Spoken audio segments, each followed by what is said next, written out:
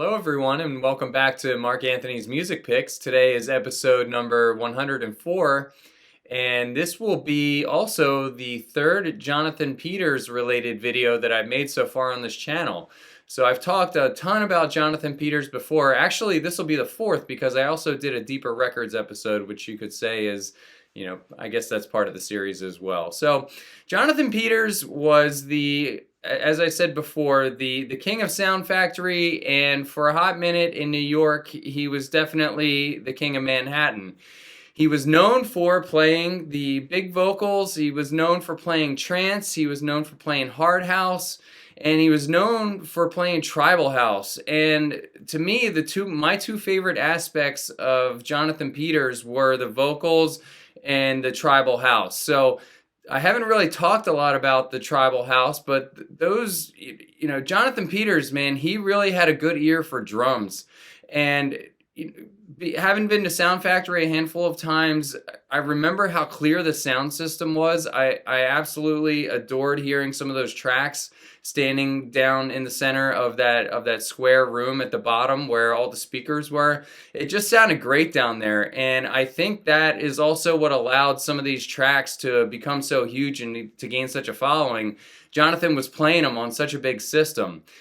I actually saw Jonathan Peters play at a club called Emerald City in Philadelphia in 2005.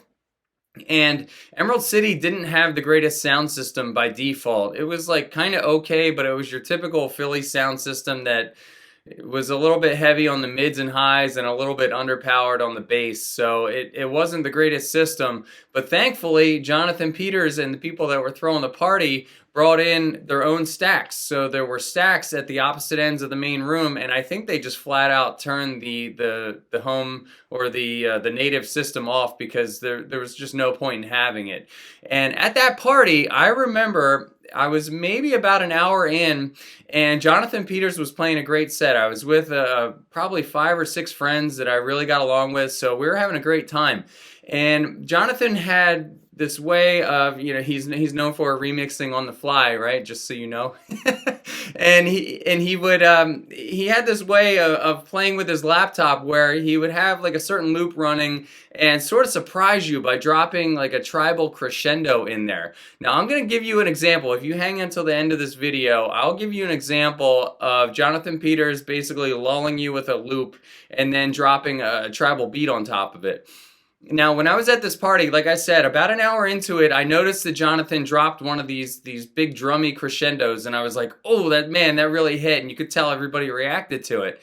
Now, as the night wore on, I noticed that he did it again, right? So 2 hours later, same beat came in and dropped, and to almost to the same effect. So I was like, man, I swear he did that 2 hours ago. Like, am I bugging out, or did he do that a couple hours ago? And then maybe another hour and a half later, he did it again. And I was like, all right, I'm not imagining this. Jonathan definitely, that's the third time he did this and it's still working. So like, Jonathan was one of the only DJs that I know that would basically use the concept of a chorus or a refrain in his sets. And that's why for him to play a 2-hour set or a 1-hour set as some kind of like headliner, as part of some other night, you're not really going to get the Jonathan Peters effect.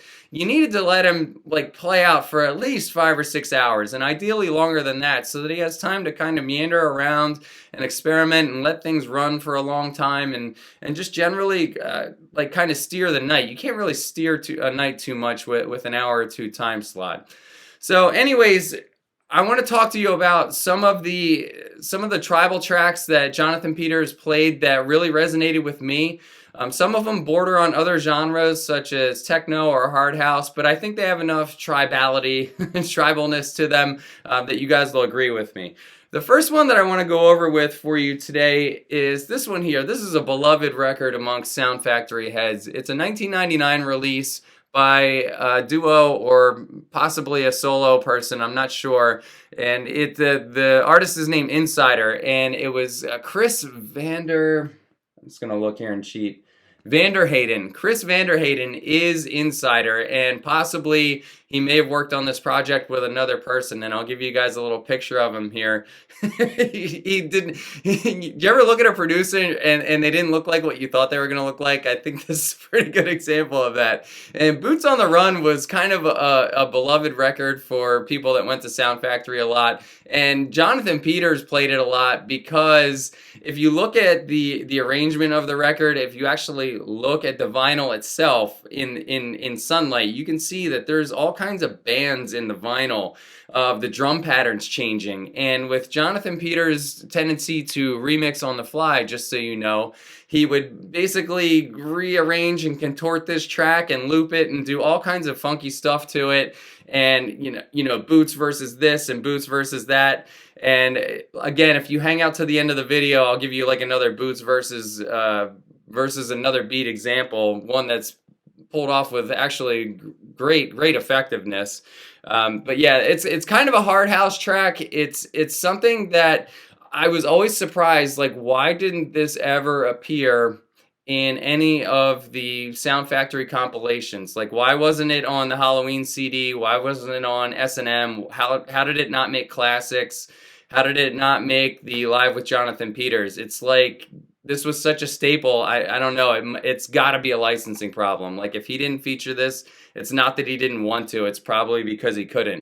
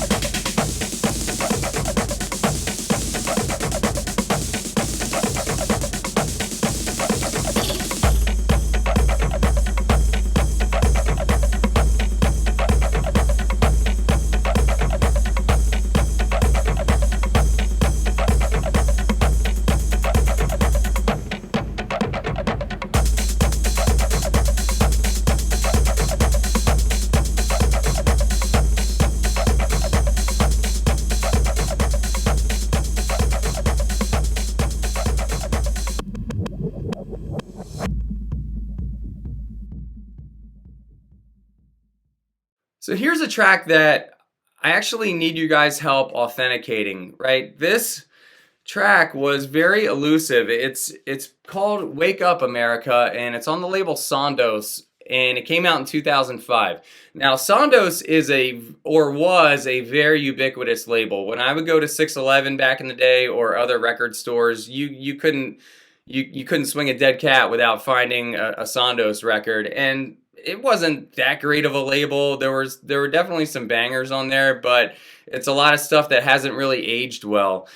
This track, though, kind of stood out and I think really got catapulted out of the catalog because it was featured in the Jonathan Peters at Avalon party. I think the party happened in 2005 or 2006, post Sound Factory, but maybe right as Pasha was starting to launch. I think it was in that era.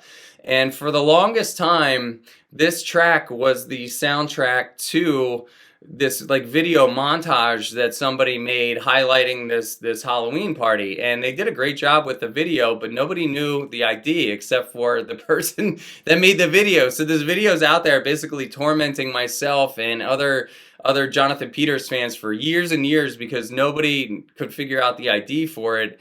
And then somehow, I don't know how I got the ID. I don't know if it might have been from Adam Freemer. It might have been Freemer that helped me figure this out. I can't remember, or somebody else sent it to me. But either way, it came to me and I was like, oh my gosh, I can't believe we finally found this ID. But I need you guys' help. Was this actually played by Jonathan Peters either that night or subsequent nights or ever again? Has anybody ever heard this track? Let me know down in the comment section.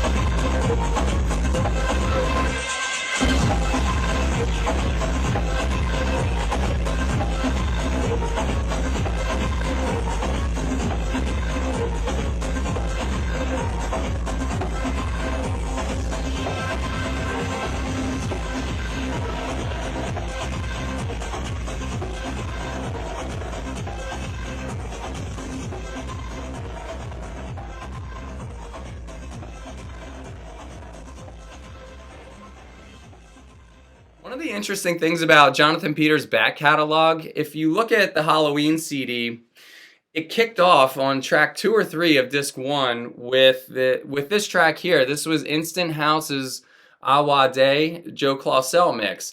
And when I listened to that mix the first time, I didn't know anything about Joe Claussell. I only knew Jonathan Peters, and it stood out as one of the cooler tracks in the mix. I felt like it really kicked off the CD and set that kind of like dark, tribal-y vibe. But I didn't know who Claussell was. So it's really interesting to me that Jonathan Peters, being a New York resident and kind of native, and Claussell being a native, they probably were in touch with each other, at least in some regard, or at least knew who each other were.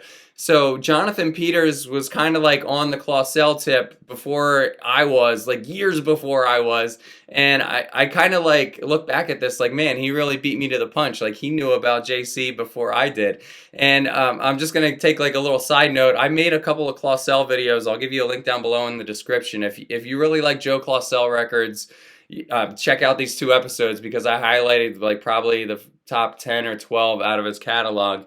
And Awa Day is one of the more clubbier tracks that you'll ever hear from Claussell. It's the Joe's Jungle sound dub, and not too far away from the Joe's Raw Africa dub. They both feature Joe.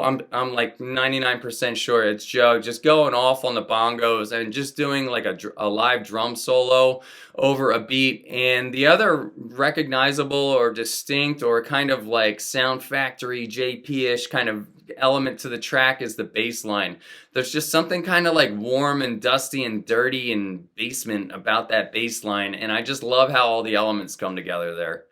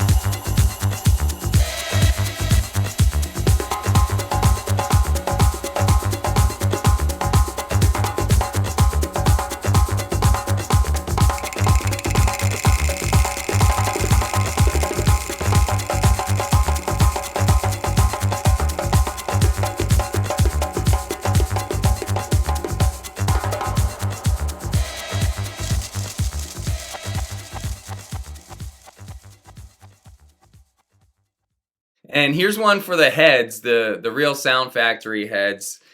You guys that were like fans of like the dark grimy sound, how about DJ Double D's Puppet Master Part 2? It's actually called Puppet Master Part 2.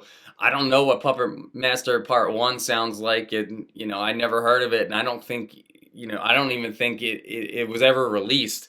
It's featured on this very obscure compilation on this label called Soul Sauce. Now, Soul Sauce is or was run out of New York. I think it was a Brooklyn, it might be like a family. It was so weird. So I somehow back in 2005, I had the S&M CD and Puppet Master is featured on there, and it was one of the tracks that I would always rewind the CD to and let it play and like kind of like rewind it and just like go back to it and play it over and over again because it just sounded so grimy in that mix.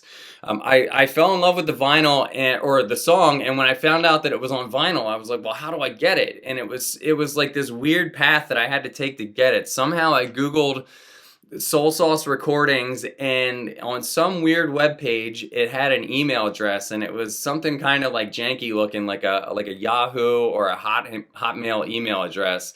So kind of on a whim, I emailed them and I was like, hey, I'm really a fan of DJ Double D's Puppet Master. How can I get a copy? And to my surprise, like half a day later, this girl Tanya wrote back to me, and she's like, oh, Mark, that's so awesome that you're into the music. And she wrote back all cheery, and she's like, send me your PayPal address. You can send me the money and I'll send you some. So I sent her the money for, I think, 2 copies of it because I wanted to have 2 of them. And she sent me like 2 of these and 2 of the other vinyl that Soul Sauce put out that had a couple other like sort of Hispanic artists on it, like Louis Ballo and Pink Tongas and a couple other people. Now, at this point, I would love to actually know who DJ Double D is. I've never been able to find a picture of him. Like, who is this guy? Is it an alias for somebody that we already know? Is it some obscure guy that just made one really dope track and was just like, peace, I'm out? Like, I don't know. So if anybody out there watching this video knows who DJ Double D is, feel free to send this to them. Send it to anybody that was involved with Soul Sauce. I would love to get to the bottom of this. As far as the music goes, super grimy. I love the tick-tock, click-clock. It's like that element that's hitting in the background. The bass, the mastering of this record is kind of muddy and dark, and it's almost like the whole vinyl was mastered in such a way to highlight the dull drabness of DJ Double D. But what a filthy track. I never got to hear it at Factory, but I'm sure it freaking went off.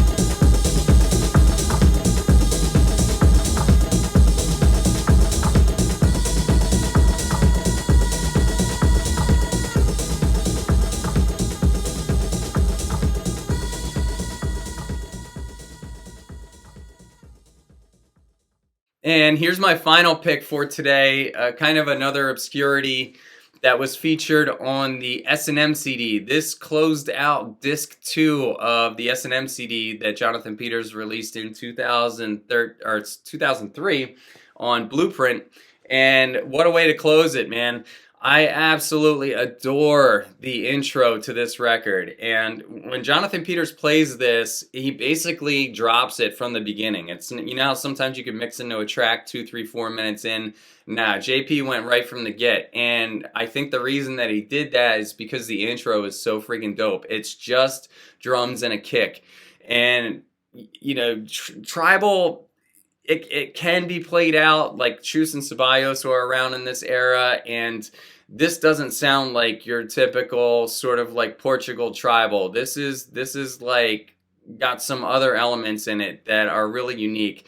And I know this sounds kind of weird, but the element that gets me the most is just how sweet that kick drum is. I don't know if you guys have ever listened to a record and you're like, man, that thing is perfect, but why did they choose that kick drum? Like, that kick drum just doesn't fit this track. And that happens sometimes, and you're just like, oh, if they just changed that, it would have been so much better. This record's like the opposite of that. This has the perfect kick drum. When this kick hits, it's just got that sweet, powerful sound to it, and it just feels like it's absolutely tuned to perfection. And with the minimalistic tribal drums and percussions just kind of like banging and talking over top of it, everything just sits together so nice. This track develops and creates a progression that, to me, it's like, it's cool that it does that, but it didn't even need to, because I would have listened to this intro for 10 or 15 minutes straight.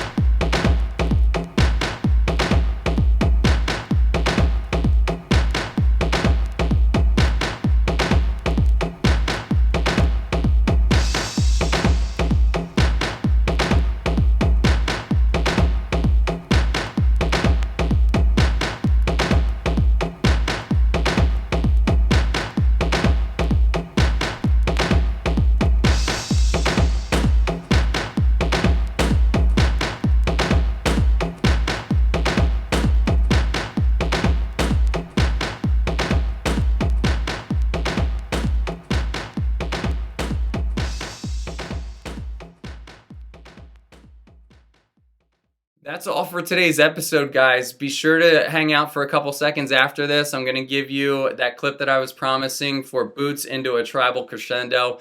I hope you guys enjoyed this. And like I said, comment down below, what are your favorite Jonathan Peters tribal picks? Take care, everyone.